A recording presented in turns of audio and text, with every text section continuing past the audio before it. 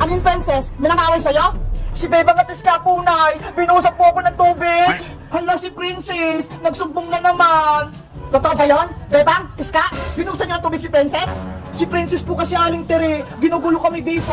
Naglalaba lang kami rito ni Bebang eh. Tapos, tinitilamsigan niya kami ng mga bula. Ikaw pala yung naunang princess eh. Ang galing mo talaga? Nagsumbong ka pa? Dapat muna sila yung pagalitan nyo dahil pinasa nila ako. Tignan nyo oh, nilalamig na ako. Dahil basang-basa ka na, may naisip ako. Bebang, Iska, paliguan niya si Princess. Hindi pa yung naliligo, ang baw-baw na niyan. Totoo po, Aling Tere. Oo, sabunan niyo pa siya para luminis at bumango. Ayoko pong maligo, Nay. Hindi ka pa ba naliligo, Princess? Etong sa'yo, maraming tubig. Ang lamig-lamig. Bebang. Ayoko niyan, Iska. Ayoko maligo. Eto pa, isang batang tubig. Para may pangbanlaw ka na.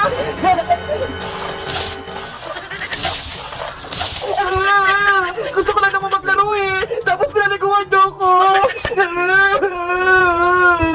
Hello guys! Si Princess, pinaliguan namin kasi makulit siya eh.